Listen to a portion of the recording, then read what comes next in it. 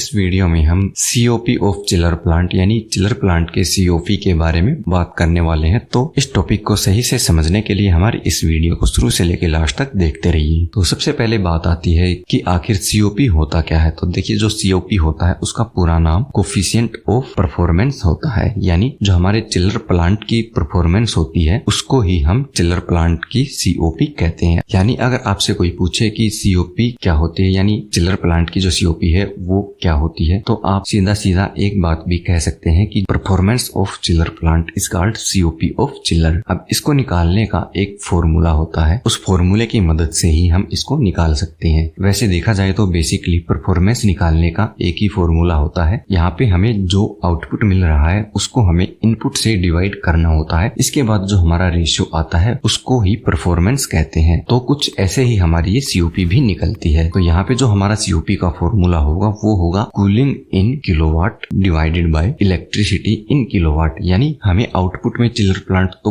Cooling ही देगा, दोबारा electricity या हीटिंग तो देगा नहीं। तो हमारा चिलर प्लांट हमें कूलिंग देगा, तो हमें यहाँ पे आउटपुट में किलोवाट ही देखना है, कूलिंग इन किलोवाट और divided by electricity in kilowatt. यानी इनपुट में हमें इस पे कितने किलोवाट की इलेक्ट्रिसिटी जो है वो खर्च कर रहे हैं। लेकिन आपके मन में यहाँ पे एक सवाल जरूर आया होगा कि हम यहाँ पे इनपुट में तो किलोवाट पर हावर देते हैं, लेकिन चिलर प्लांट में जो हमें आउटपुट मिलती है वो तो हमें BTU पर हावर में मिलती है। तो अब इस BTU पर हावर को हम किलोवाट पर हावर में कैसे बदलेंगे। तो यहाँ पे जो हमें चिलर प्लांट के आउटपुट में BTU मिलता है उसको अपने किलोवाट के साथ कंपेयर करेंगे तो हमारे 3412.14 BTU में 1 किलोवाट होता है। यानी अगर चिलर प्लांट पे हमें 3412.14 BTU आउटपुट मिल रही है तो हमें ये समझ लेना चाहिए कि हमें 1 किलोवाट की आउटपुट मिल रही है। यानी अगर हम चिलर में 1 किलोवाट का आउटपुट देते हैं तो हमें उसके बदले में 3412.14 BTU आउटपुट में मिलते हैं। तो अब मान लीजिए जो हमारी मशीन है यानी हमारा चिलर प्लांट है 1 घंटे में 8 लाख BTU आउटपुट में देता है, तो बदले में 40 किलोवाट की इलेक्ट्रिसिटी कंज्यूम करता है। तो ऐसे में हम यहाँ पे निकाल के देखते हैं हमारा इस चिलर का जो COP है वो